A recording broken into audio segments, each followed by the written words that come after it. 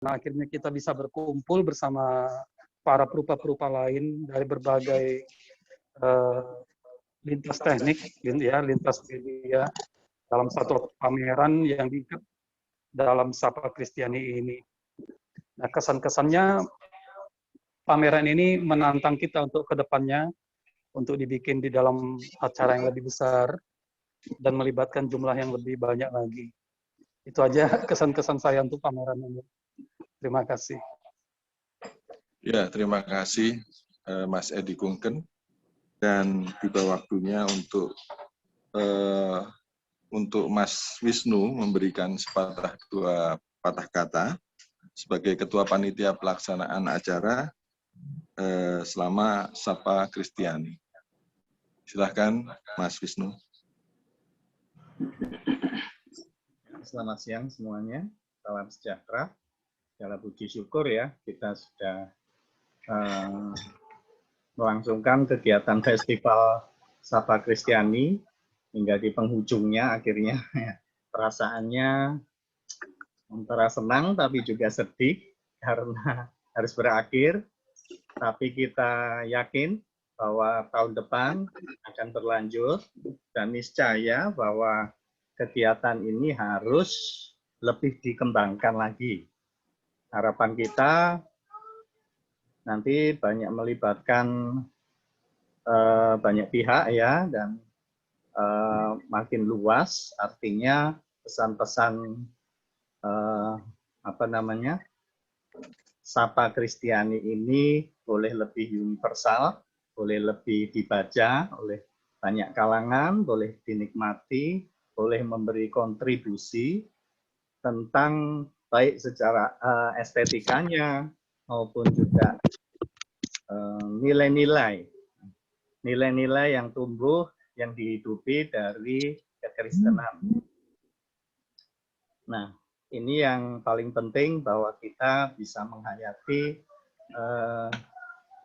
konteks di mana kita hidup, ya ini berbineka tunggal ika, di mana kita boleh memaknai kehidupan rohani kita di tengah-tengah masyarakat kita, dan inilah yang kita eksposisi, yang inilah yang kita bahasakan, kita ingin sajikan, dan ingin refleksikan bersama melalui sastra dan seni rupa.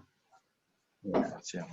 Nah, terima kasih untuk semua partisipan yang boleh bersedia untuk membesarkan acara ini. Terima kasih Lembaga PGI yang sudah mensupport sepenuhnya.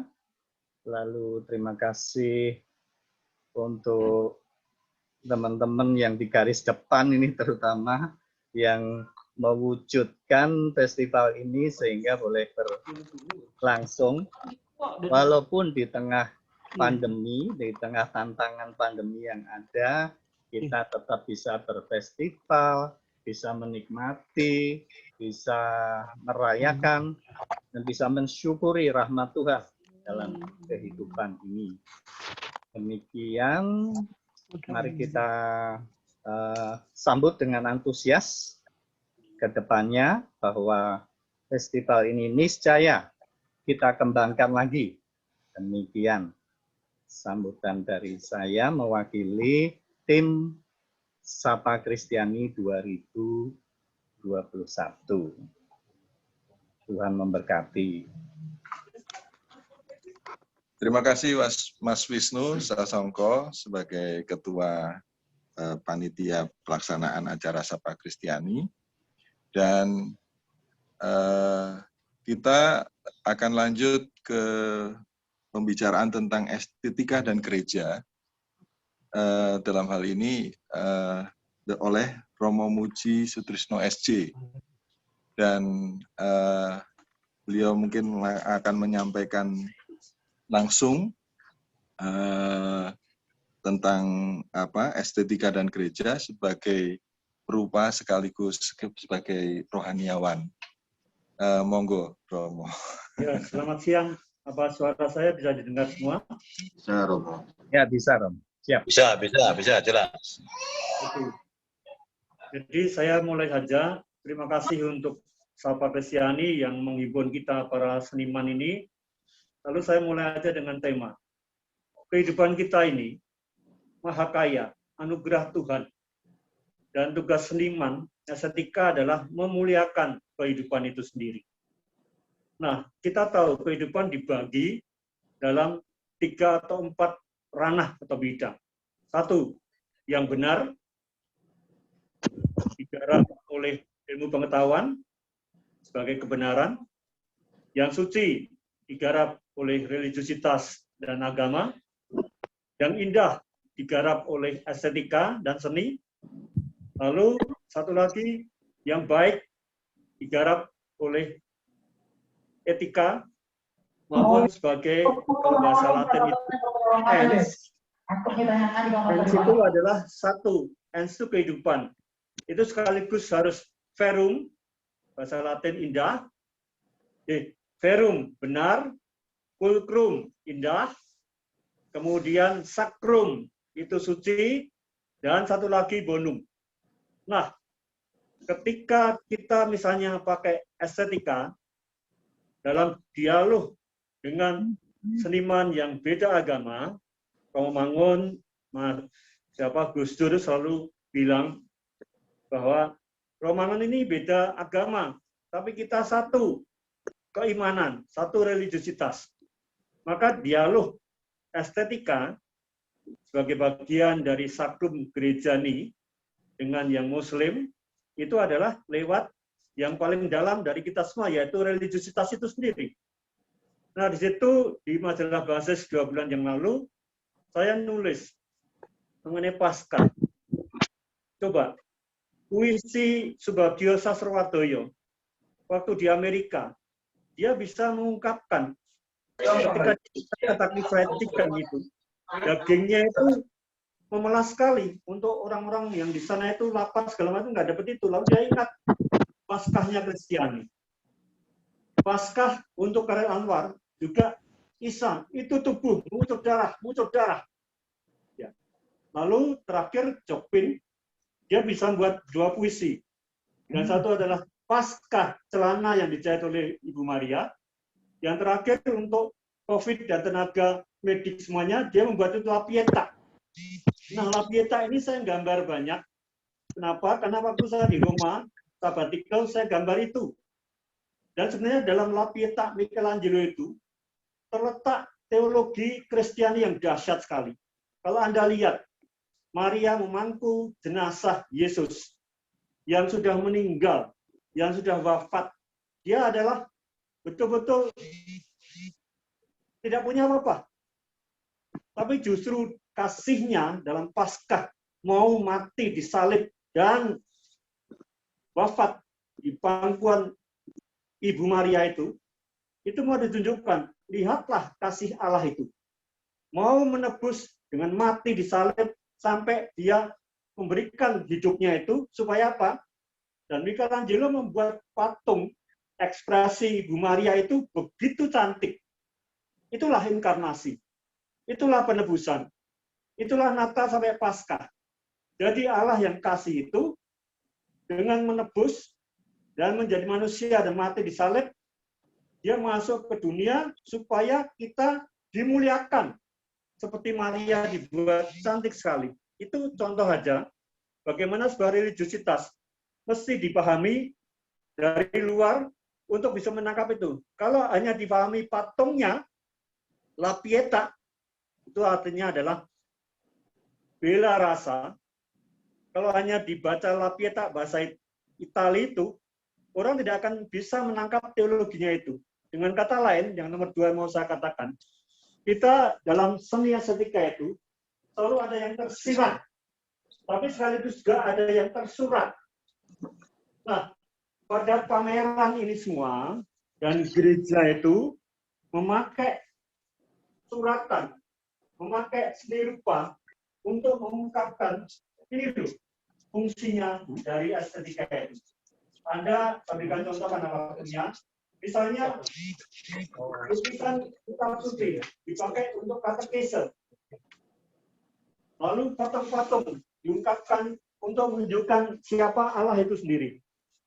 Nah, di situ saya mau mengatakan ketika yang tersirat esensi dari religiusitas, esensi dari nilai yang tadi Mas Ketua tadi, Mas Wisnu sudah mengatakan, nilai. Nilai itu apa sih?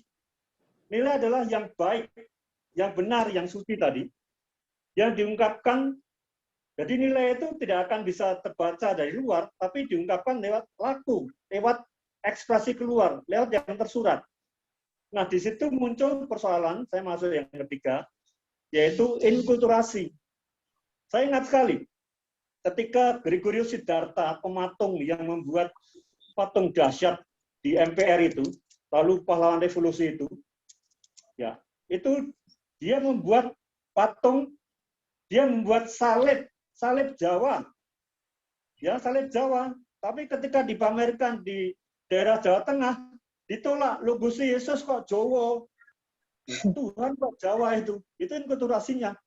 Lalu akhirnya salib itu terpaksa disimpan di kapel, dan kita bisa tanya, kalau wajah Yesus itu terlalu Eropa, kalau wajah Yesus terlalu Itali, kalau wajah salibnya itu terlalu di daerah sana, itu lalu kita mesti inkulturasi. Dan saya ingat sekali, Romo Mangunwijaya, teman saya, dan saya berguru pada dia lama sebelum tahbisan, itu membuat Sendang Sono sebagai tempat ziarah itu justru dengan arsitektur yang kontekstual Jawa sekali, karena itu tempat suci, tempat dulu mata air, dan dipakai misi Katolik di Muntilan untuk baptis saat itu. Dan itu disucikan sampai dapat hadiah Agakan Award, karena arsitektur yang pas untuk saat itu. Nah, pada nomor 3 inkulturasi ini, saya mau mengatakan bahwa tolong para seniman, dan saya melihat dalam pameran Setiap Kali Sapa Kristiani ini, usaha untuk inkulturatif dengan nilai misalnya dalam lukisan, untuk menampilkan nilai bela rasa, untuk menampilkan nilai kesucian persahabatan. Ada lukisan misalnya anjing yang menyusui kucing yang menyusui anak-anak, sebaliknya anjing menyusui anak-anak, itu kucing semua. Itu nilai itu yang diungkapkan ke sana. Dengan kata lain, kita tertantang untuk inkulturasi kontekstual mengenai soal ini. Nah, saya membuat Paskah yang lalu, saya juga membuat pameran di Gereja Santo Matias. Itu saya coba bahwa Corpus Christi atau salib itu saya ungkapkan. Jadi saya kalau lukis atau membuat sketsa saya itu ada 3 macam. 1, saya tarik garis menurut dari keadaan yang saya buat di depan objek. Yang kedua, setelah saya refleksi. Yang ketiga adalah ketika imajinasi atau renungan itu saya ungkapkan keluar. Itu model-model sketsa di sana. Nah, dalam dialog saya dengan beberapa teman yang di ruang ini, tapi juga di tempat lain yang banyak itu, saya dulu pernah punya keinginan waktu saya belajar di Eropa, mengumpulkan salib-salib dari semua kebudayaan, dan ternyata salib Yesus itu di daerah yang ada penindasan dahsyat dari Afrika, terungkap ungkapan yang mengerikan sekali, kesedihan, luka yang bukan main. Ketika salib itu juga diungkapkan, ini tadi lupa saya bawa, itu dari Papua, itu juga diungkapkan penderitaan yang bukan main. Teguh Sanlik malah membuat di gereja sini, di Jakarta ini, Papua, di mana wajah dari Amerika Latin, Yesus yang tersalib itu diungkapkan menderita begitu. Nah, kalau seni-seni bisa mengungkapkan esensi dari yang tersirat menjadi tersurat, lalu menjadi pembudayaan, saya mengatakan kriteria ukuran seni adalah pro-life, merayakan, memuliakan kehidupan. Maka kalau estetika gereja ini atau kita atau estetika yang lain itu semuanya menjadi kultur mati, jadi mereka tidak merayakan kehidupan, mereka tidak memuliakan kehidupan, tapi yang membunuh kehidupan, itu kriteria bahwa itu estetika itu parah. Ya kan? Nah, di situ saya mau mengatakan, mari dalam Paskah ini, kultur hidup pro-life yang sudah ditebus dengan kasih itu sendiri, Dan itu adalah biji gandum tidak akan tumbuh kalau bijinya itu sudah jatuh ke tanah dan mengelupas sampai menjadi padi-padi baru, ya kan? Itu lalu pro-life itu sendiri. Jadi kultur kehidupan itu sendiri yang harus diterapkan di sana. Tahun lalu atau 2 tahun yang lalu, saya pernah diminta majalah Tempo. Ada seni rupa yang banal sekali. Jadi saya diminta komentari. Di situ gambarnya adalah The Fishing Christ. Jadi isinya apa? Kristus yang ditaruh di air kencing. Nah ini banal sekali, dehumanis sekali. Dan ini contoh bukan estetika karena dia melawan kehidupan dan dia dehumanis. Nah yang terakhir yang saya mau mengatakan saat sekarang ini, yaitu bahwa tidak hanya saling mengungkapkan penderitaan, di mana direfleksikan, diungkapkan keluar, tetapi juga saya mau mengatakan bahwa yang nomor 4 ini, butuh Anda semuanya, kita semuanya ini harus istilahnya ini literasi ini. Literasi. Membuat apresiasi supaya kita mencintai Nusantara ini. Mencintai seni dari konteks di sini semua. Kenapa demikian? Karena saya mau mengatakan bahwa apresiasi ini penting sekali. Kita melihat, saya dulu kan studi di Eropa mengenai estetika. Estetika itu sampai sekian tuh bukunya itu tebal sekali. Ya, jadi selalu rasional. Padahal Nusantara ini induktif sekali, menghayati. Ya. Hayati Anda tahu di Luko jenis segala macam. Saya menemukan di sini kalau orang berestetika, ujungnya harus apa? Hati, gembira, dan riang. Dan itu saya temukan dalam nyanyian, ya kan? Yang asalnya dari Sumatera Barat, pengarangnya NN, tapi ketika saya minta anak-anak Sumatera Barat menyanyikan, itu lagu itu bagus sekali. Sudah dibuat lagu Indonesia menjadi layang-layang. Saya nyanyikan sebentar ya kan.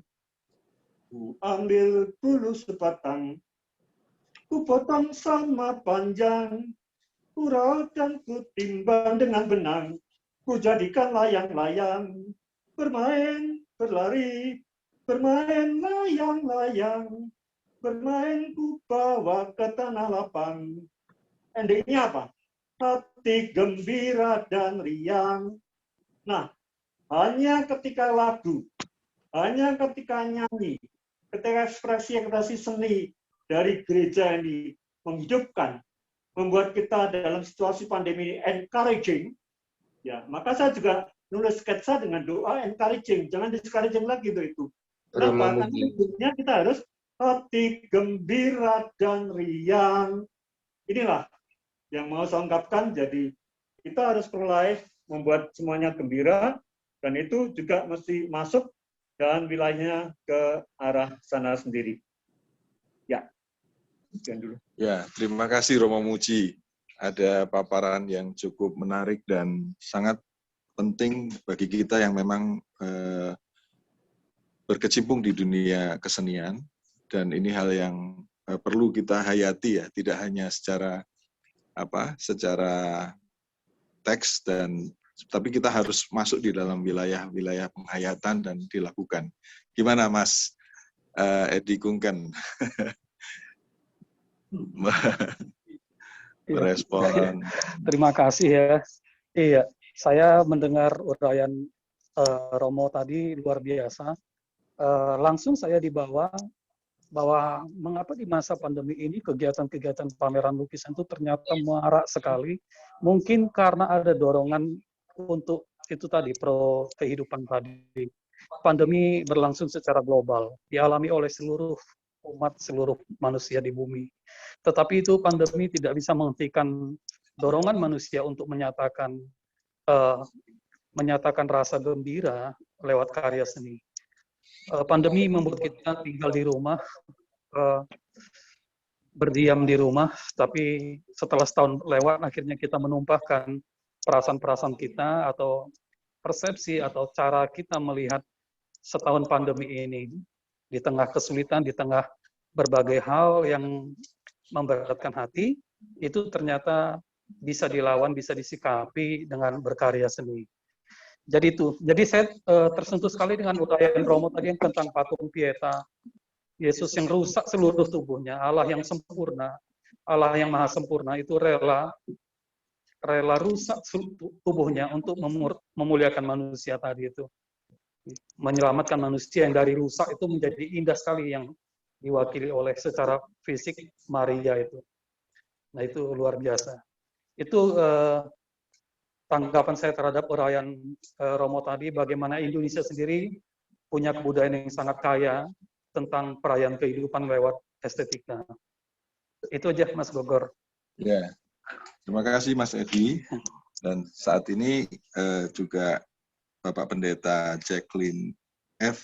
Manuputi sebagai Sekretaris Umum PGI dan juga terlibat dalam acara penutupan Sapa Kristiani dan akan memaparkan estetika dan gereja dari sudut gereja sebagai lembaga. Silakan Pak Jackie untuk waktu saya sampai, persilakan. Terima kasih Mas Gogor dan Bapak Ibu semua, selamat sore. Salam sehat, salam sejahtera bagi kita semua. Saya sebenarnya ketika diminta untuk mengambil bagian dalam penutupan ini dan bicarakan gereja dan estetika, ya, ini bukan expertise saya sesungguhnya. Saya hanya seorang penikmat, ya, jauh dari kepiawaian untuk melihat dan menilai karya-karya seni, apalagi yang sudah masuk pada tingkat hermeneutis yang berlapis-lapis, ya, membutuhkan hermeneutis berlapis-lapis. Saya suka seni, tetapi lebih pada teater. Ya. Saya basicnya teater dan sedikit ke tari. Tapi kalau seni rupa saya butuh membangun imajinasi yang dalam. Ya, setiap hari di kantor saya jalan dari lukisan ke lukisan yang ada, mencoba untuk menyambung, ya, imajinasi saya dengan, ya, apa yang saya coba dapat sebagai imajinasi dari pelukis di balik karya-karya yang ada di situ. Dan di situ saya lihat bahwa memang ini sebenarnya yang dibutuhkan. Saya sampaikan ke Romo Muji dalam pertemuan singkat kemarin, kita ketemu di lobi, bahwa apa yang hilang dari realitas kebangsaan kita saat ini adalah imajinasi. Kita mengalami kekeringan imajinasi, termasuk imajinasi kebangsaan, imajinasi moral. Di dalam realitas yang serba kering itu, indoktrinasi yang tidak kasat mata itu, ya, membentuk sekaligus mendrive realitas bersama, tetapi juga realitas individu yang kemudian termanifestasi, ya, sampai dengan gerakan-gerakan bom bunuh diri. Itu yang kita kehilangan estetika. Salah satu pilarnya bagi saya adalah, atau salah satu kekuatannya adalah membantu untuk membangun imajinasi.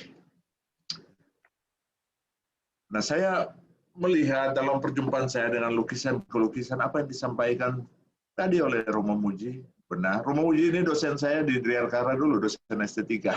Waduh, saya baru menyadari Pak Jackie. Iya, Romo, tahun 90-an awal kan saya masih simpan catatan-catatan kuliahnya.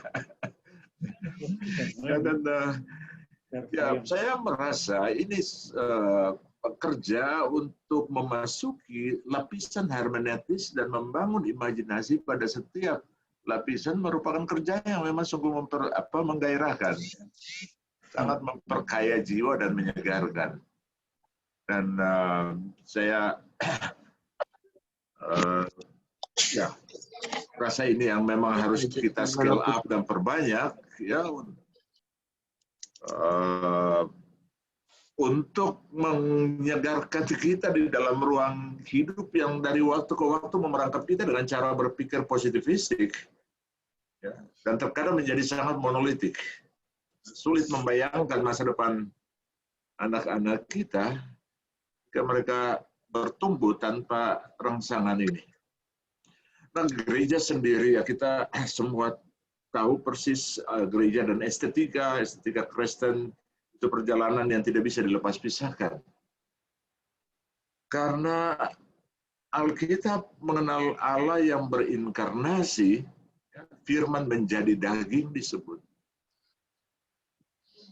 Melebur dalam keseharian, ya, keseharian partikel material yang kita miliki, ya, sekaligus melampaui batas-batas partikel kita.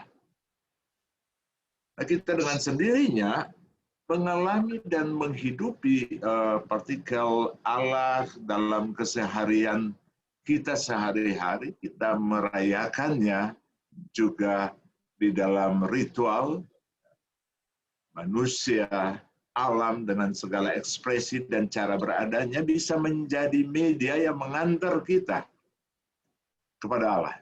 Sekaligus, apa yang tadi dikatakan Romo Muji benar, memuliakannya. Sehingga proses berkesenian adalah bagian dari perjumpaan-perjumpaan yang tidak selamanya bisa dinyatakan secara verbal. Terutama untuk seni rupa. Kedalaman-kedalaman dan refleksi-refleksi perjumpaan itu dalam hubungan dengan Allah yang berinkarnasi yang juga ditemukan dalam relasi antar manusia dengan alam, itu merupakan sebuah perayaan kehidupan. Nah, perayaan kehidupan yang agung. Karena itu saya sangat sepakat dengan apa yang dibilang oleh Romo Muji tadi. Panggilan berkesenian adalah panggilan untuk merayakan kehidupan. Mengangkatnya dari lapisan-lapisan, dari labirin-labirin yang paling dalam pada level yang kemudian bisa dimasuki, bisa dimaknai, tetapi juga dari pemaknaan itu bisa memberikan gairah kehidupan untuk mengelola keindahan-keindahan relasi dalam hubungan secara vertikal maupun secara horizontal. Karena itu selalu menarik memang untuk melihat bagaimana ekspresi dan perjumpaan dengan Allah yang dimediasi oleh medium berkesenian. Nah, saya sendiri memanfaatkan itu banyak dalam pelayanan saya ketika saya masih di jemaat. Saya mengingat ketika Paskah dan saya menjelaskan makna salib pada zamannya sebagai suatu kehinaan, ya, bukan cuma tiang gantungan, tetapi itu juga diarak dan orang yang mengaraknya itu dipermalukan, ya. Dan kemudian mengajak ke anak-anak muda di gereja saya untuk mencoba pada Paskah kali ini kita merefleksikan perjumpaan dengan salib yang hina dan posisi kita seperti apa dengan memasang salib masing-masing di rumah atau di halamannya. Dan saya temukan satu salib pas malam yang saya memotretnya. Itu salib yang sangat buruk tetapi digandolin sampah semua.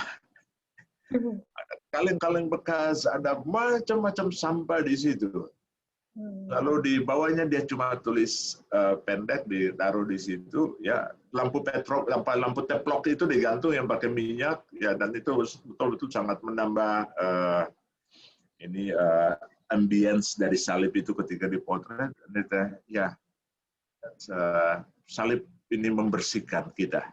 Ya, ditulis begitu. Tapi ya saya sangat mengapresiasi karena itu refleksi dari perjumpaan yang tidak bisa diungkapkan secara verbal. Tetapi dia memberikan banyak sekali kata dan banyak sekali refleksi ketika kita hanya datang di depannya, berdiam dan membangun perjumpaan-perjumpaan yang sangat dalam. Ya. Saya sepakat bahwa itu juga harus menjadi sesuatu yang sangat membumi dan kontekstual. Maka ini juga yang saya baru 3 hari yang lalu saya baru mengirim WA ke ketua sinode saya di Maluku, saya dari gereja Protestan Maluku, dan meminta tolong gereja juga membentuk tim untuk mengkaji setiap proposal pembangunan gedung gereja baru. Karena ya bangunan-bangunan ibadah dibangun ya, yang penting asal bangun seperti mall, nggak tahu arsitekturnya apa, nggak tahu dia menerjemahkan apa dan lain-lain. Tapi kita perlu untuk dia menjadi refleksi komunitas, refleksi umat dalam komunio, perjumpaan dengan Allah dan perjumpaan dengan sesama. Masuk ornamen-ornamen yang dipakai, ya, apakah itu menjelaskan sesuatu dari lokalitas pergumulan dan perjumpaan dengan Allah. Suatu ketika di satu jemaat yang saya layani juga dulu ya di Maluku, ya mereka bangun gereja yang baru begitu, di depannya terus mau dibikin patung. Saya bilang, waduh, saya nggak suka kalau ada patung yang model malaikat-malaikat pakai sayap dan segala macam-macam. Pasti saya akan bongkar kalau kalian bikin itu. Tapi saya lalu mengajak mereka untuk ya coba kita diskusi, kita berefleksi tentang Allah yang baik, seperti ya masing-masing mengeluarkan pendapat, kita berbagi dan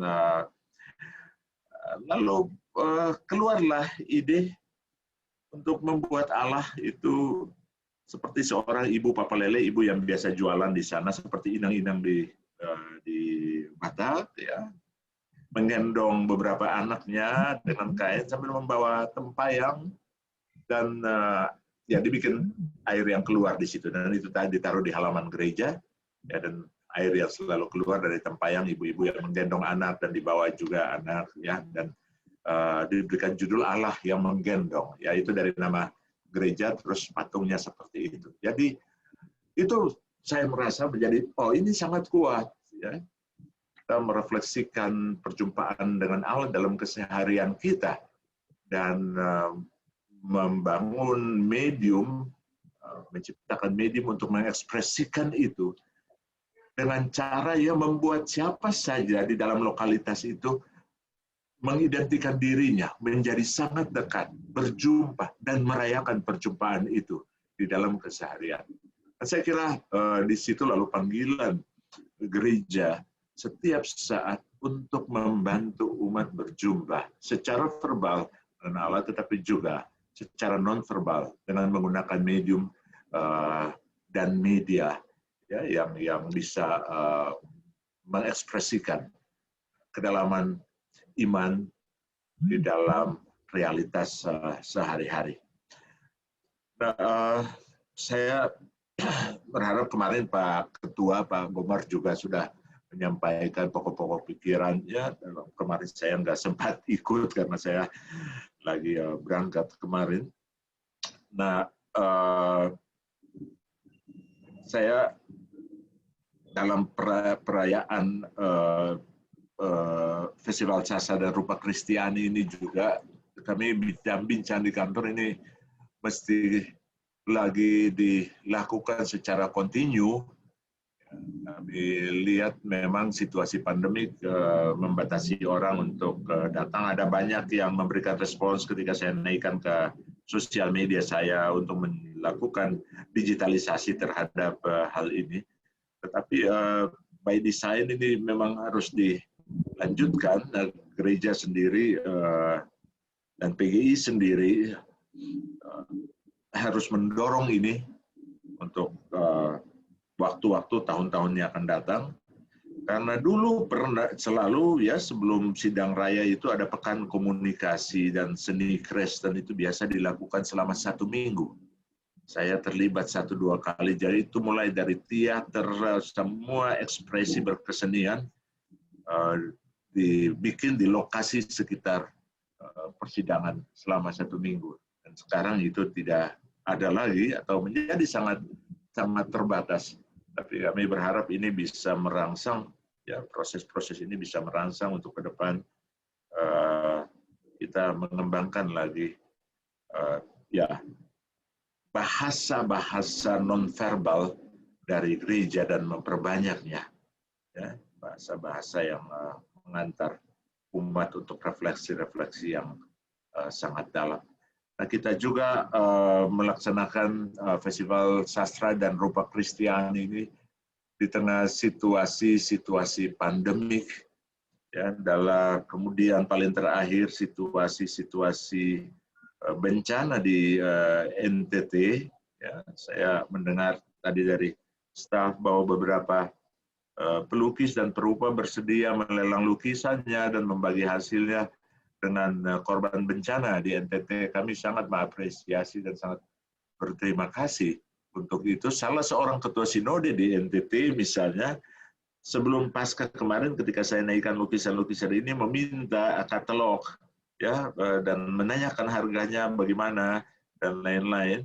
Ya tiba-tiba bencana terjadi mengenalnya.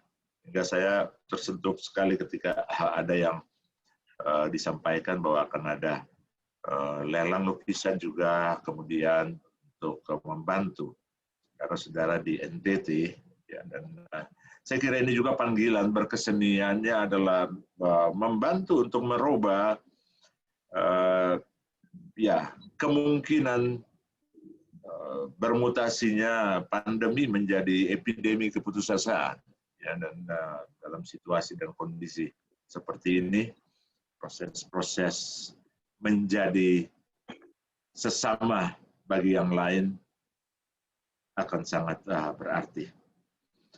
Nah, sekali lagi saya sampaikan terima kasih kepada teman-teman seniman, Romo Muji, dan lain-lain yang terus menjaga api ini tetap bernyala, sumber inspirasi, ya, yang memperkaya imajinasi batin sehingga kita bisa mengelola dan merayakan kehidupan dengan lebih peaceful dan damai. Terima kasih. Terima kasih Bapak Pendeta Jeki Manuputi. Ini memotivasi kami sebagai pelaku seni, rupa dan sastra, untuk merefleksikan perjumpaan dan tadi disampaikan juga Romo Muji sebelumnya tentang merayakan kehidupan. Nah ini sangat menjadi semacam kekuatan panggilan itu semakin nyata gitu, dan itu real dan sangat dekat dengan kegiatan kita dalam berimajinasi. Mungkin begitu, Mas Edi. Ya. Betul. Iya. Saya ingin menanggapi yang disampaikan Pak Pendeta Jack Manuputi. Ada pertanyaan nanti yang mau saya sampaikan kepada Bapak Pendeta, karena biasanya dulu kalau di acara-acara persekutuan gitu, persekutuan pelajar ataupun persekutuan mahasiswa, saya dulu waktu mahasiswa anggota LPMI, zamannya Pak Agus Lai gitu ya. Jadi kegiatan-kegiatan mahasiswa Kristen itu sangat lebih dekat dengan dogmatis gitu, pengajaran dogmatis. Jadi kalau kita misalnya ingat bagaimana pandangan Agustinus yang melihat bahwa alam itu adalah keindahan alam itu hanyalah bayang-bayang daripada keindahan Allah. Maka mestinya kalau kita lihat berita-berita rusaknya ekologi, hancurnya hutan-hutan di Indonesia ini, apakah itu juga karena kehilangan imajinasi daripada anak-anak muda Kristen? Karena religiositas Kristennya lebih banyak bersifat dogmatik, kurang masuk ke kesenian, sehingga tidak punya cara yang bisa lebih bisa disampaikan sebagai ungkapan keprihatinan iman gitu. Mestinya rusaknya ekologi itu menjadi keprihatinan iman juga, karena keindahan alam adalah bayang-bayang daripada keindahan Allah. Nah, jadi saya melihat bagaimana pembinaan-pembinaan iman gereja ataupun di sekolah-sekolah Kristen itu kurang dekat dengan kesenian. Kesenian itu lebih kepada paduan suara, teater dan seni rupanya kurang sekali. Nah, itu bagaimana kira-kira strategi kebijakan PGI di dalam melakukan pembinaan kesenian bagi warga-warga gereja gitu. Iya, Mas Edi. Ya, saya kira ini memang menjadi tantangan yang tidak ringan. Ya, apa yang bisa dilakukan pada level PGI adalah melakukan modeling. Ya. Karena kita kan tidak punya kendali organisatoris ke sinode-sinode di bawah. Kita hanya forum organisasi payung begitu, ya, sehingga apa yang dilakukan pada level PGI adalah upaya untuk menginisiasi dan memodeling dan mendelivering kalau itu bisa dikelola di bawah. Kita berharap pada perjumpaan persidangan ya, tahunan itu salah satu medium yang bisa dipakai untuk merangsang model-model atau perjumpaan-perjumpaan itu. Karena itu memang menarik, disayangkan bahwa dalam beberapa perjumpaan belakangan, persidangan, dan lain-lain, arena pekan komunikasi Kristen itu menjadi sangat minimalis. Ya. Ini juga mungkin karena dulu itu dikelola oleh Yakoma sebagai pekan komunikasi massa, kemudian Yakoma lebih banyak Yayasan Komunikasi Massa PGI, kemudian Yakoma lebih banyak mengelola buruh, kemudian ya Urban Rural Mission. Ya, saya kebetulan dulu tahun 80-an ketika masih kuliah itu ya ikut di Yakoma pada kegiatan-kegiatan seni Kristen. Mulai dari radio sampai dengan teater dan film, ya, tapi kemudian itu hilang. Jadi memang kita harus akui itu hilang dan harus dikembangkan lagi. Terutama bagaimana merangsang bertumbuhnya imajinasi, termasuk di dalam pola-pola relasi kosmik. Ya. Saya ketika masih kecil sangat kaya dengan imajinasi tempat keramat, Mas Edi misalnya. Ya. Kalau saya ke hutan di kampung saya tidak boleh ke tempat tertentu, dan itu biasa di bagian hulu, ya, sungai. Di situ ada tempat keramat, tidak boleh mengotori, merusak dan lain-lain. Ya. Karena ada arwah-arwah, roh-roh dan lain-lain. Di kemudian hari, ya, saya kemudian belajar bahwa itu sebuah konsep tentang the holy dalam perspektif mereka yang kudus, yang tidak terjangkau berdiam di situ. Ya, dia menyatu, melebur di situ, dan oleh karena itu tidak bisa dirusakkan, dilakukan dengan semena-mena. Dalam perspektif environmental stewardship, ya, di kemudian hari kekristenan dan Judaism juga baru kemudian mengaku Allah yang tinggal, Allah yang berdiam, Allah ya di dalam konsep-konsep Kabalah di mysticism di dalam Judaism itu baru kemudian mengaku Allah yang tinggal, Allah yang berdiam, ada yang berada di antara.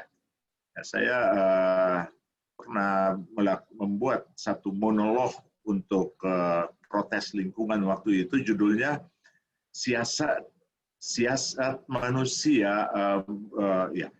manusia menculik dewa dewi, ya, bagaimana dewa dewi disiasati, dikerjain untuk diculik dari hulu-hulu sungai, dari gunung-gunung, dan dipindahkan ke rumah-rumah ibadah dan dikerangkeng di rumah-rumah ibadah dengan puji-pujian, ya. Dan akhirnya yang ada di alam itu menjadi rusak karena orang berebutan, karena tidak ada lagi kekudusan dianggap di alam. Jadi memang kita membutuhkan sangat banyak rangsangan imajinasi dalam pendidikan-pendidikan Kristen juga di gereja, dan itu ditautkan langsung, diterjemahkan langsung dalam relasi antara teologi baik ortodoksi maupun ke ortopraksisnya. Terima kasih untuk memberikan catatan ini, Mas Edi, dan ini menjadi tugas gereja dan tugas kita semua. Iya, sama-sama, Pak.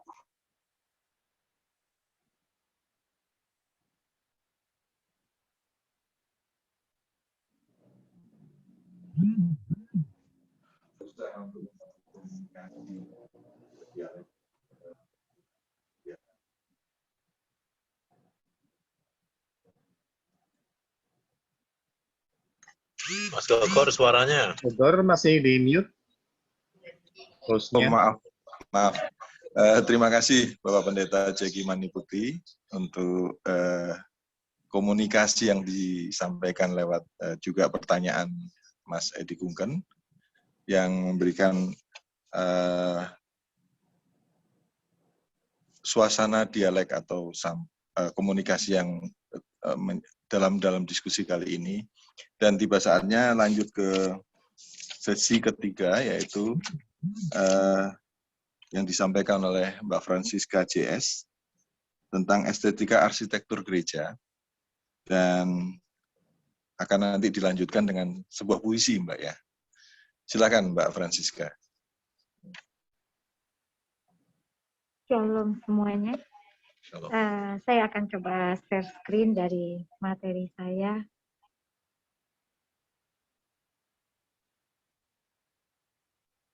Oke, sudah bisa dilihat ya?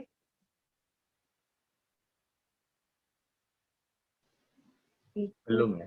Masih. Masih belum ya? Belum.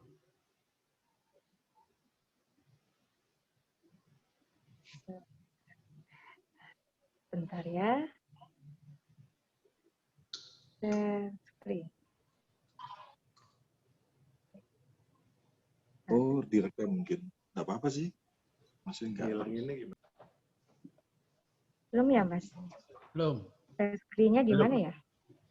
Oh, Mas Wisnu bisa, Mbak Ita bisa bantu saya share screen? Saya bantu coba ya. Mas Wisnu. Mas Wisnu bisa ya? Ya, saya buka dulu ya. Sorry ya. Oh ini. Estetika arsitektur.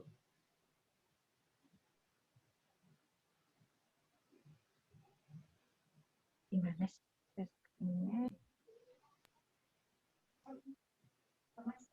Masih loading.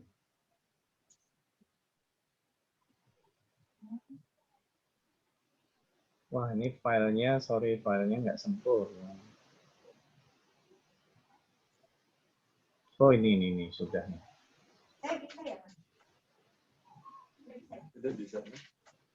Oke, bisa ya? Ya, bisa. Ya, oke, terus saja. Berikutnya ya.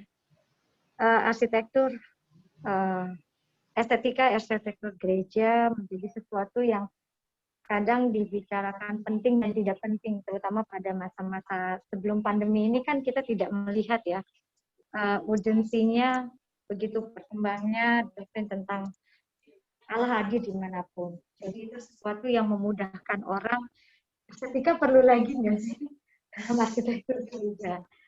Sebelum itu saya izinkan saya membaca satu narasi singkat tentang seperti apa sih estetika itu dalam kehidupan berumat ya. Menuju rumah Tuhan.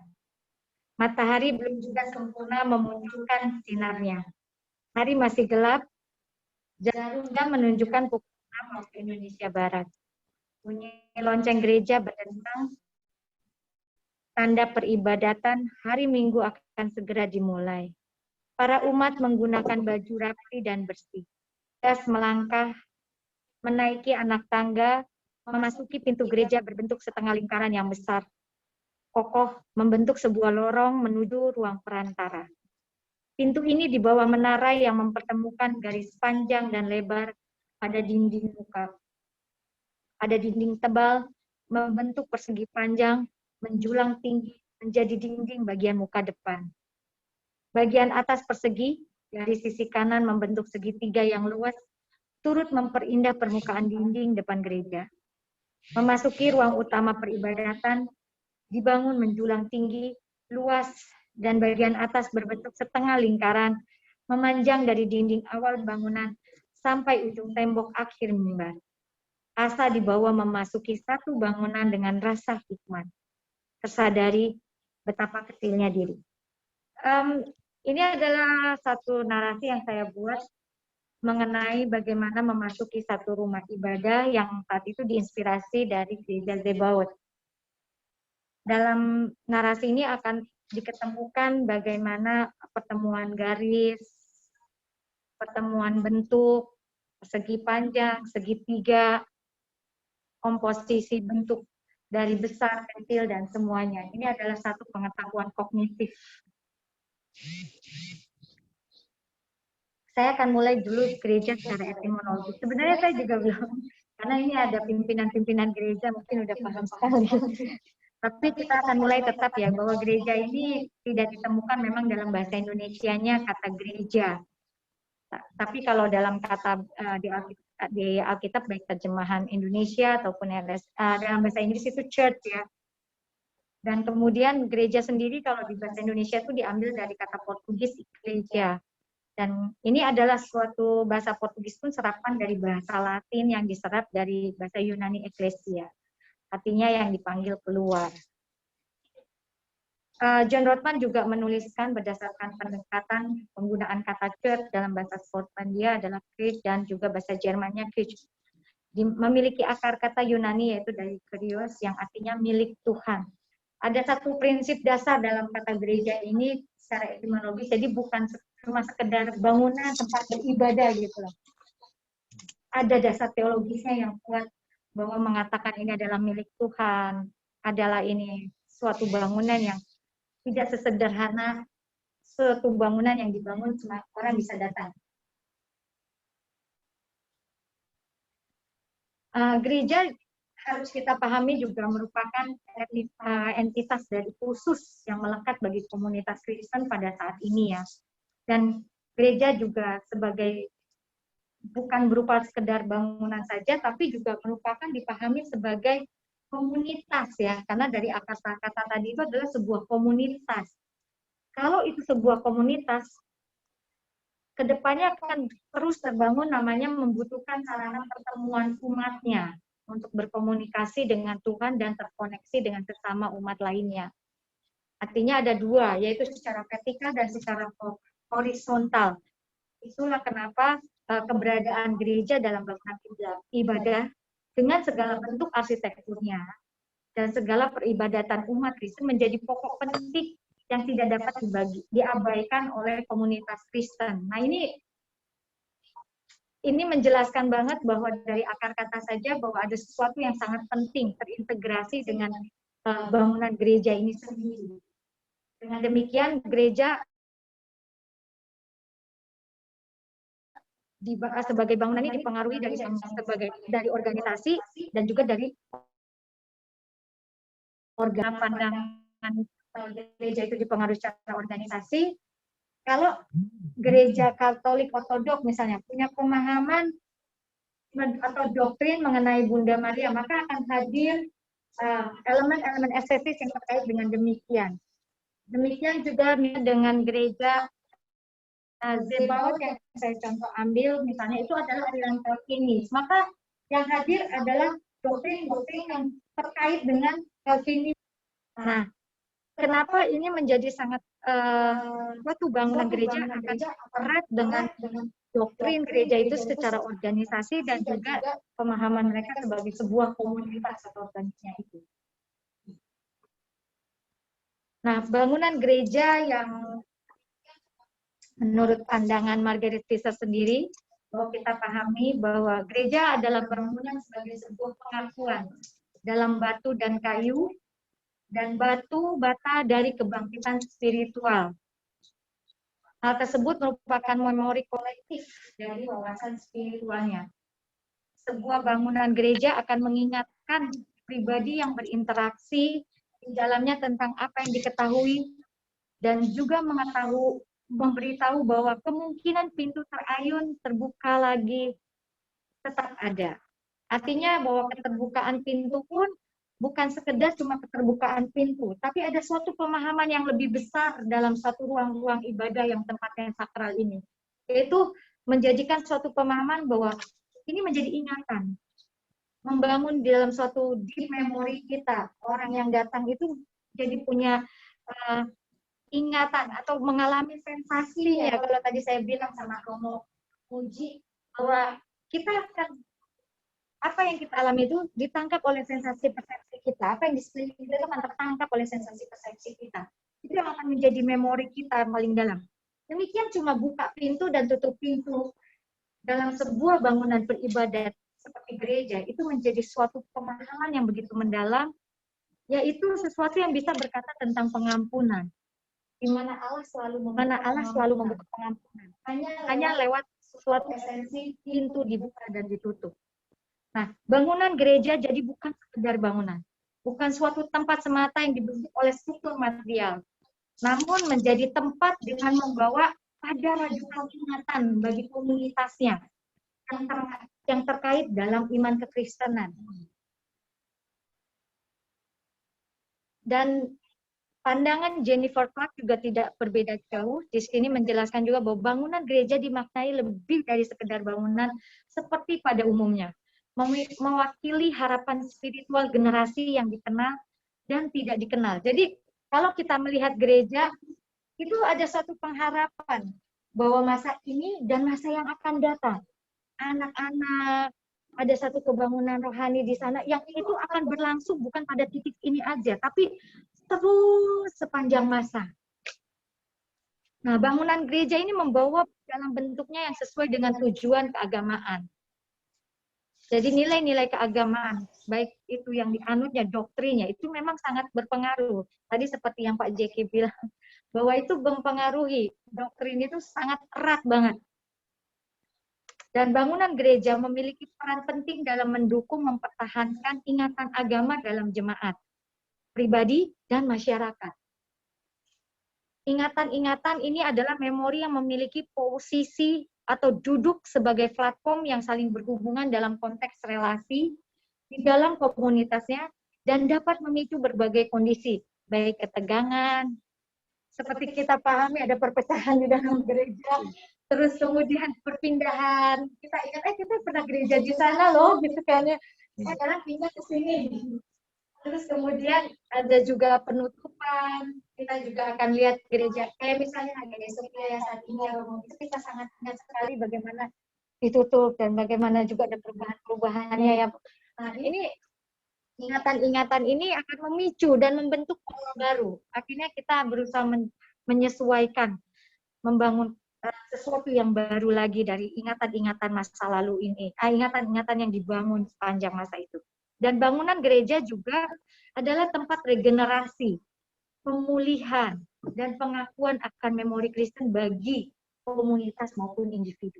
Karena ada individu yang bukan Kristen saja, komunitas itu, tapi melihat itu ingin foto di gereja. Dan dia bisa mengalami kekhusyuan itu. Dia bisa mengalami keindahan tempat itu. Dan dia bisa mengalami, kok ada rasa sejuk ya, ada rasa adem. Dan bahkan ada yang, kalau kita lihat aja, orang itu menjadi tempat wisata gitu kalau sekarang.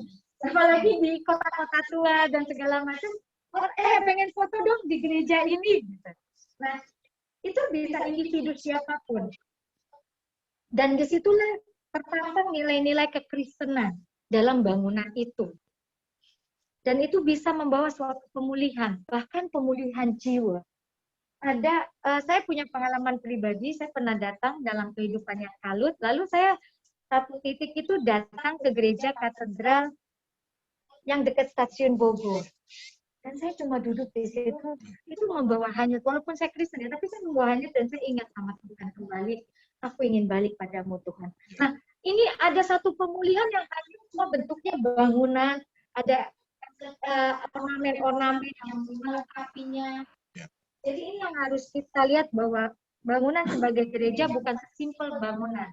Dan juga ini sama dengan Margaret Fisher bahwa gereja ini mewujudkan tentang rajutan ingatan yang bisa diatur, dikendalikan, pribadi, dan unik. Ditafsirkan juga bisa, diubah juga bisa, dihilangkan, dilupakan, bertentangan, diperebutkan, tidak ditentukan, kurang dipahami, tetapi terasa sama. Jadi bahwa bangunan gereja dimaknai lebih dari sekedar bangunan dan memiliki harapan spiritual yang bergenerasi gitu loh ya, regenerasi terus. Dan ketika itu tidak regenerasi, memang akan menjadikan sedih. Kita bisa lihat banyak banget bangunan gereja di kota-kota besar, misalnya di Amerika, itu tidak terbangun generasinya, dan akhirnya gereja ditutup, gereja dipagar. Itu kan sayang sekali ya, sesuatu yang esensial, tapi ada saja yang orang masuk atau apa, fungsi-fungsi yang tadi, bahwa kesan-kesan yang datangnya itu pemulihan atau apa, itu selalu muncul, tetap ada gitu loh. Bukan berarti tempat ini keramat yang sesuatu itu gimana ya, tapi memang hal itu dibangun karena ada nilai-nilai estetika yang membangun itu gitu loh. Dan ini juga gereja juga dibangun tujuannya bagi komunitas menjadi satu tempat untuk momen penting. Ya tadi ada pernikahan, ada baptis anak, baptis orang dewasa. Kita itu momen-momen penting dalam kehidupan. Bahkan kematian ketika itu dihadirkan di gereja, itu sesuatu yang apa ya? Mengingat, kita akan selalu ingat hal-hal seperti ini gitu loh. Dan itu semua terkait pada ajaran kebenaran kekristenan sendiri. Dan bangunan gereja ini masuk dalam perjalanan sejarah, baik sehari-hari maupun menjadi ingatan dalam kisah pribadi, dan juga dibangun menjadi pengetahuan komunal tanpa disadari kadang. Dan kalau kita membahas estetika itu seberapa penting, apakah ada kaitannya, ya saya coba membangun lewat data dari pandangan Brembuse tentang bahwa estetika sendiri saya nggak enak ada Baumgarten yang bicara dari kata Yunani estesis, dan itu adalah persepsi indera, sebenarnya sensasi. Dan estetika terdiri lebih dari apa yang bisa kita pahami dengan persepsi indera, termasuk juga jajaran sensibilitas yang ada dilewati oleh sains modern, seperti rasa, penilaian, imajinasi, pengalaman, seni rupa, dan keindahan, dan sebagainya. Jadi, estetika ini, kalau Anna Sebet bilang, muncul karena ada hal-hal atau ada kualitas-kualitas dari kekudusan atau keagungan juga, atau dari kualitas-kualitas yang ketergantungan antara bentuk, ukuran, dan warna. Dan itu menjadi satu kesatuan yang kompleks yang bisa melibatkan faktor emosional dan intelektual. Dan inilah yang membawa kenikmatan tersendiri. Estetika ini membawa kenikmatan, membawa kekaguman, persetujuan, penghargaan, dan penilaian seseorang dimanapun dia ketika berbicara keindahan. Karena ada experience personalnya. Saya mencoba mengulik dalam Alkitab. Akhirnya saya melihat waktu itu ada satu bahwa Allah itu sebagai sumber kreator itu memang erat. Karena dari awal ternyata dalam Kejadian 1 dan 4 ketika dituliskan dalam Alkitab, dia mengatakan ciptaannya baik, atau dalam bahasa Ibrani-nya tov, bahasa Ibrani-nya tov, dan itu it was good. Itu adalah sifat Allah gitu loh, yang walaupun dibahasakan oleh dalam kejadian manusia, artinya Allah kita mungkin estetika istilahnya dimunculkan oleh Baumgarten ya, tapi intinya Allah sendiri sudah dari awal inherent gitu loh dengan dia, dan dialah yang estetika itu sendiri, dan dia ada pada kita secara individu. Karena kita segambar dan serupa sesuai dengan Kejadian 1 ayat 26 dan 27. Nah, dari inilah yang kita lihat betapa estetika itu erat dengan kekristenan dari awal penciptaan. Demikian dengan bangunan pun harusnya itu akan berbicara sebagaimana Allah mengombinasikan kekuatan, keseimbangan, fungsi, keindahan dalam semua ciptaannya. Dan kita adalah bagian dari apalah yang dia ciptakan segambar dan sesuai dengannya. Otomatis estetika pun melekat pada pribadi kita. Dan Edward Winters mengatakan kalau berbicara itu dikaitkan ke dalam arsitektur, estetika itu memiliki nilai sendiri dan dia menjadi dasar sebagaimana naturnya, dan itu adalah menjadi bagian visualisasi arsitektur yang kegunaannya itu untuk membangun sebuah objek artistik dan menjadi fokus yang dikandung oleh arsitektur. Dia lebih membuatkan tidak sekedar arsitektur bangunan begitu saja, struktur dan segalanya, kolom, gitu, balok, tapi membentuk apa yang menjadi natur yang mau coba divisualisasikan. Dan Rothschild juga berbicara dalam hal ini bahwa konstruksi bangunan, bahwa bentuk sebagai pertemuan garis menjadi ruangan memiliki pertimbangan fungsi struktural dan juga estetika. Selain fungsi struktural, estetika, karena estetika ini memiliki keterkaitannya dengan fungsinya. Demikian juga artinya ketika estetika itu hadir di gereja, dengan demikian pasti estetika sesuai dengan fungsi gereja itu apa.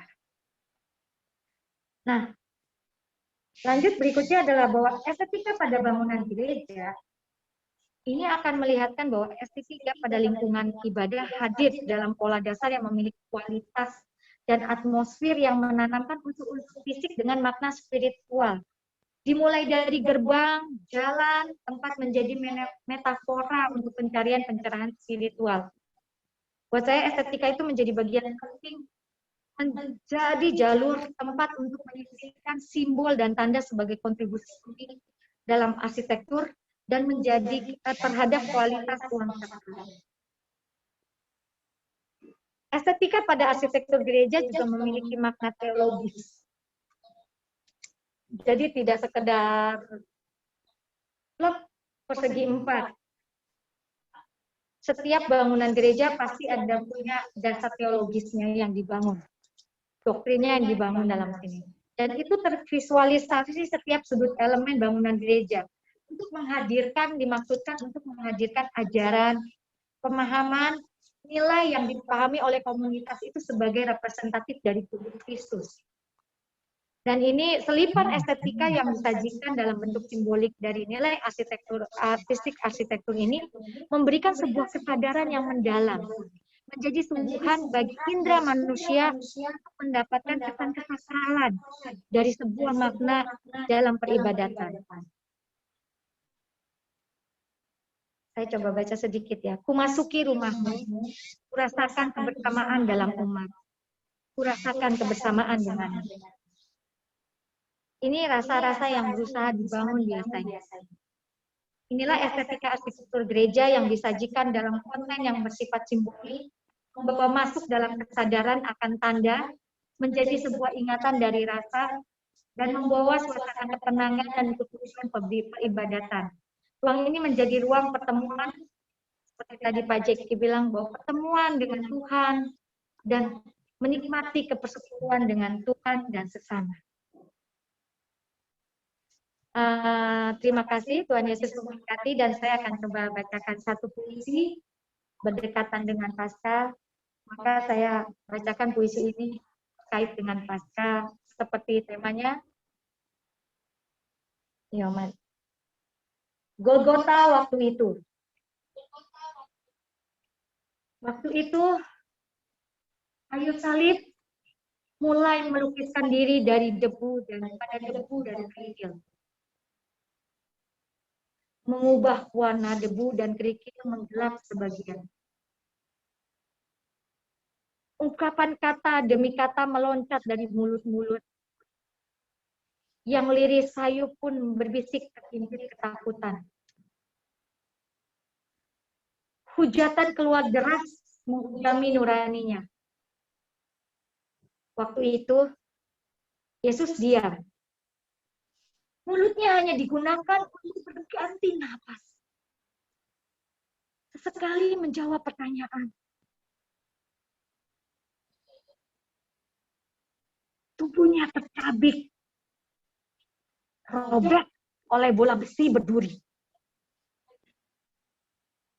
Wajah-wajah bahagia atas kemenangan Tuhan terpampang depannya. Mata penuh dusta berseri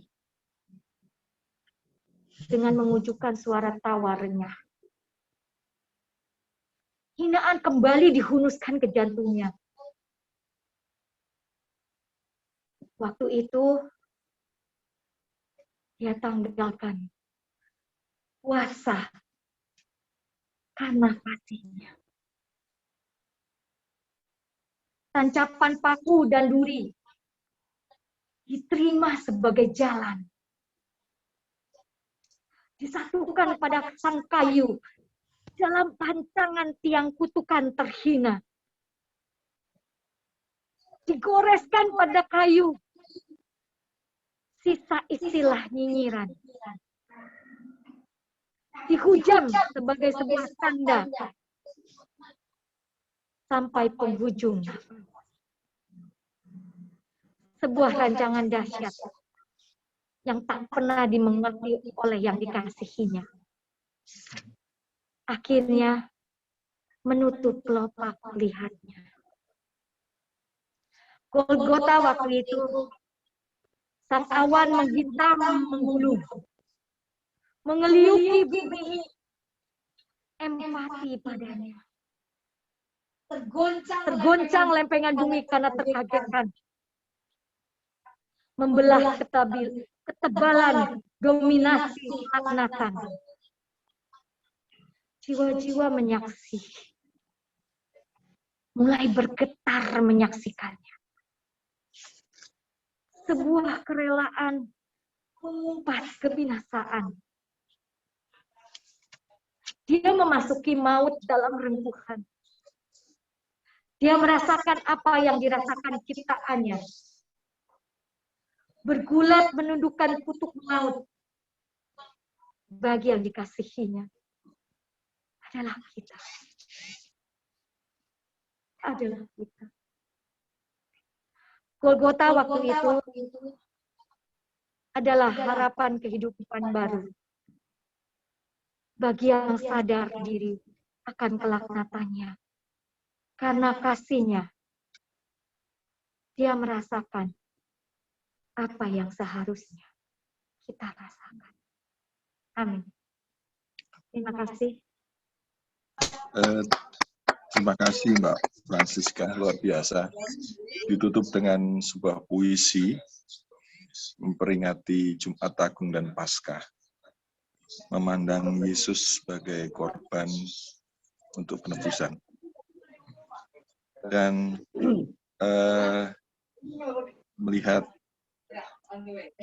gereja sebagai krios milik Tuhan. Dan saya tiba-tiba tergetar karena kita sekarang ibadah online. Dan ada itu dia. Jadi keagungan dalam estetika itu juga memang Tuhan sendiri yang mengerjakan. Saya rasa sejarah Bezalel dan Aholiab yang disertai roh Tuhan mengerjakan bait Allah, kemah suci, sebagai, dan itu Tuhan sendiri yang memegang. Dua keahlian estetik. Nah, terima kasih Mbak Francisca, ini kerinduan kita semua. Ini Pak Eka Budianta akan menyampaikan satu tanggapan terhadap diskusi kita kali ini. Silakan Bapak Eka.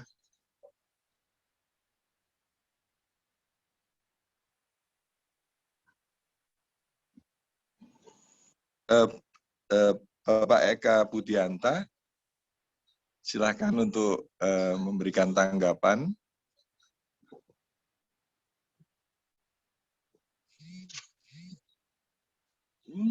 Masih off juga. Mungkin kita akan lanjut ke Mas Wisnu ya, untuk menyampaikan satu event tentang lomba memotret kepergok salib. Silakan Mas Wisnu. Oh ya, baik. Ya. Di festival ini lebih dimeriahkan atau dimaknai lagi ketika kita khususnya ya dari Ketua Umum PGI itu mengusulkan untuk mengadakan sebuah lomba masyarakat umum ketika mereka menjumpai apapun dengan teknologi foto, itu mereka boleh menghayati, mengcapture, dan menampilkan karya, yaitu yang menampilkan salib atau formasi salib. Nah, ini tentu bisa dimaknai banyak ya, banyak sekali aspeknya ya. Bukan hanya secara artistik, fotografi, tapi juga si penikmat atau si orang yang memotret itu, dia harus mempunyai pengalaman dahulu supaya sensasi salib yang ia hadirkan itu bisa mentransformasi dalam bahasa foto gitu. Ya, hanya saja memang kualifikasi dari lomba kepergok salib ini belum mengarah ke artistik fotografi ya. Jadi ini masih kita langsungkan untuk orang-orang awam bahkan, dan hasilnya sudah kita dapatkan dari berbagai daerah di Indonesia, dari berbagai wilayah di Indonesia, dan menampilkan berbagai latar belakang pula. Nah, namun pada kesempatan ini belum bisa kita umumkan karena masih ada atau diperlukan waktu untuk menilai karya-karya tersebut. Nanti pada pasca acara penutupan ini akan kita informasikan lebih lanjut tentang pengumuman foto kepergok salib. Kira-kira begitu, Mas Gogor. Jadi ini sebagai salah satu bentuk ekspresi ya, fotografi itu. Nah, kedepannya memang harus lebih keren lagi ya, lebih keren lagi. Kira-kira begitu. Ya, terima kasih Mas Wisnu. Tentu akan lebih berkembang lagi kegiatan kita ke depan ya. Ada inovasi baru dan banyak hal yang bisa kita lakukan secara kreatif. Dan tidak berasa, waktu sudah berpacu dan tiba di penghujung, di mana kita menyelesaikan kegiatan Sapa Kristiani. Dan kembali kami mengundang Bapak Sekretaris Umum PGI, Bapak Pendeta Jeki F. Maniputi, untuk menutup acara Sapa Kristiani 2020-2021. Silakan Pak Jeki.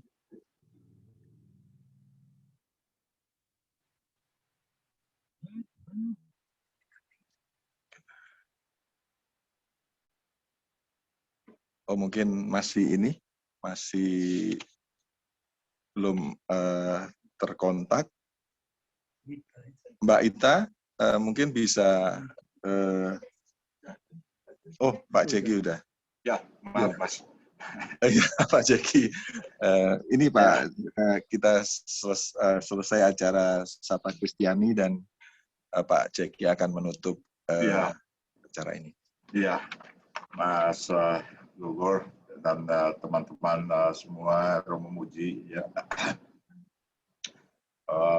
Kita berada di penghujung acara ini, Sapa Kristiani, dan kita mengucap syukur tentunya karena kita telah dapat melaksanakan segala sesuatu di dalam keterbatasan tentunya, ya, tapi kita berharap ada resonansi yang luas yang bisa ditangkap, yang bisa diterima oleh banyak orang sekalipun tidak sempat hadir secara on-site pada beberapa event yang kita lakukan di dalam seluruh rangkaian sampai dengan hari ini.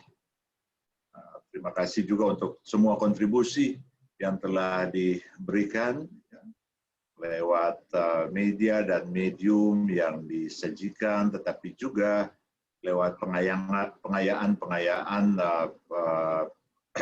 yang sangat memperkaya secara konseptual, tetapi juga terus memperkaya batin nurani kita, ya, untuk bisa terus merayakan kehidupan lewat proses-proses berkesenian. Dan tentunya dalam hal ini adalah proses berkesenian Kristiani atau juga gerejawi. Kita berharap pada tahun-tahun ke depan kita bisa semakin semarak merayakan kehidupan lewat media dan medium Sapa Kristiani ini. Lebih banyak teman bisa ikut tetapi juga lebih banyak apresiasi yang berdasarkan atau yang datang dari orang-orang kita untuk bisa menikmati dan berbagi. Semoga ini dapat menyuburkan, ya, proses-proses berkesenian kita pada tahun-tahun yang akan datang.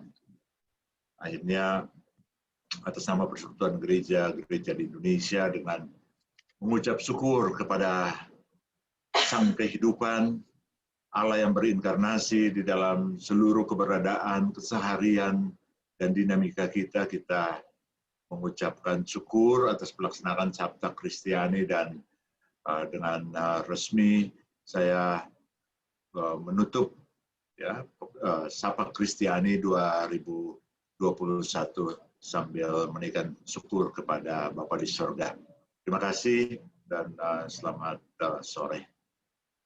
Ya, terima kasih Pak Jeki atas penutupan acara Sapa Kristiani, dan kita mengucap syukur dan berdoa yang akan dipimpin oleh Romo Muji Sutrisno untuk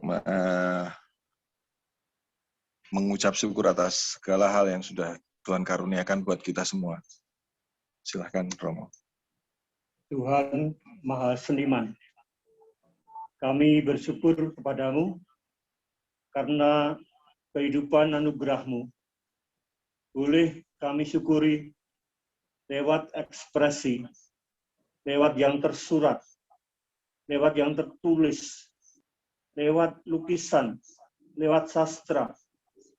Dan setiap kata kami selalu ingat ketika kita membentuk kata, misalnya dari A, I, S.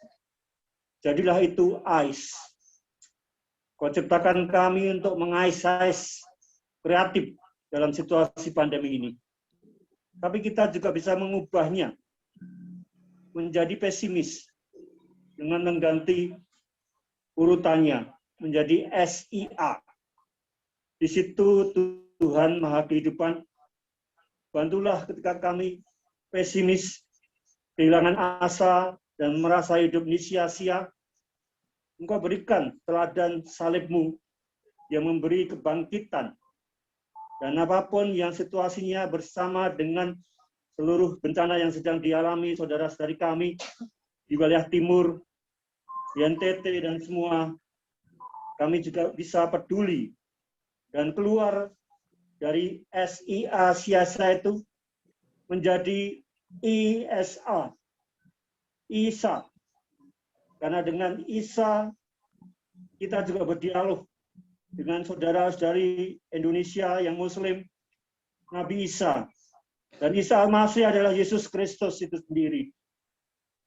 Maka Tuhan Maha Seniman, Sang Maha Penghidup itu sendiri yang mencipta kami, berilah kami terus asa, sebuah encouraging kata-kata yang meneguhkan, bukan nyinyiran, yang membuat kultur mati untuk bangsa yang begitu kaya dengan kemajemukan ini, dengan local genius, dengan seluruh pengalaman seninya yang kami kagumi dan harus kami hayati sebagai syukur padamu.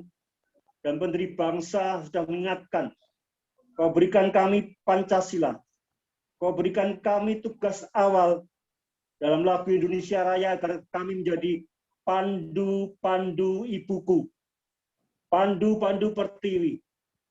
Semoga Sapa Kristiani meskipun kecil tapi rutin dan kami tekun melaksanakan tiap tahun juga menjadi sumbangan untuk menjadi pandu-pandu ibu pertiwi Indonesia yang dalam situasi sulit pandemi ini bisa kau berikan kekuatan dengan gandeng tangan seluruh kemajemukan bangsa ini untuk memeliharakan hidup ini, untuk merayakan hidup ini sebagai estetika kehidupan, karena Sang Maha Seniman adalah Engkau sendiri, dan kami boleh mewujudkan menjadi jalan, menjadi jembatan-jembatan untuk terus bergandengan bahwa asa kami, harapan kami sudah kau tebus lewat kasih salib, sehingga kau bawa ke harapan bangkit hidup yang baru.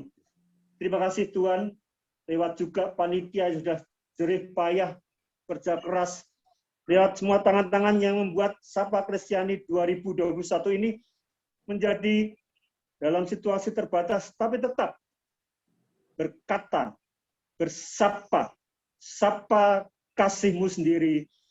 Dengarkanlah itu dalam Putramu Yesus Kristus, junjungan kami. Amin. Amin. Terima kasih Romo Muji. Ya, Mas Acara Gogor, ini saya ini tadi sangat berkat.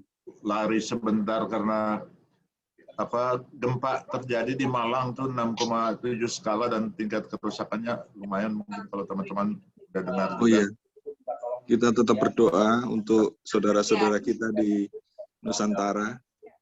Ya, kondisi yang sangat menyentuh kemanusiaan kita, dan kita berdoa.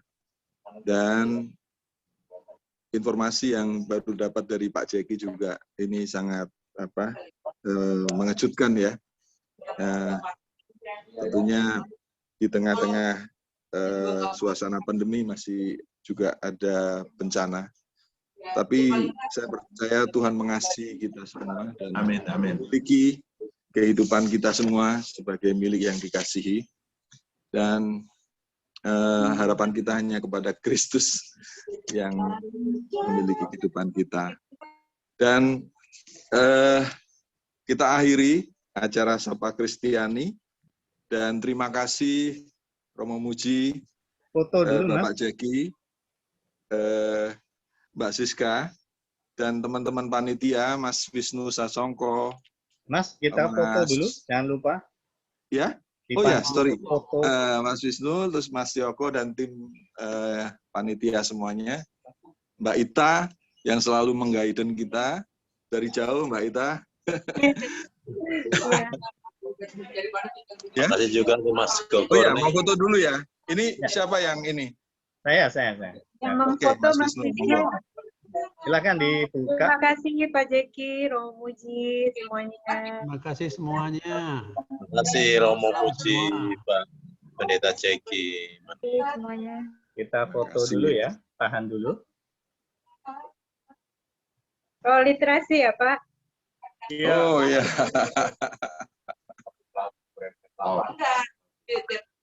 Sekali lagi. Iya. Ya. Terima kasih. Sampai jumpa. Terima kasih Mas Gogor. Ya, Mbak Ita, makasih. Terima kasih. Sampai jumpa. Terima kasih. Terima kasih.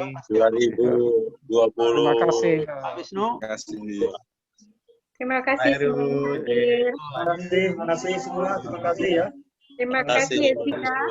Mbak Isa, Terima kasih. Mbak Jessica. Terima kasih semua. Salam alpukat.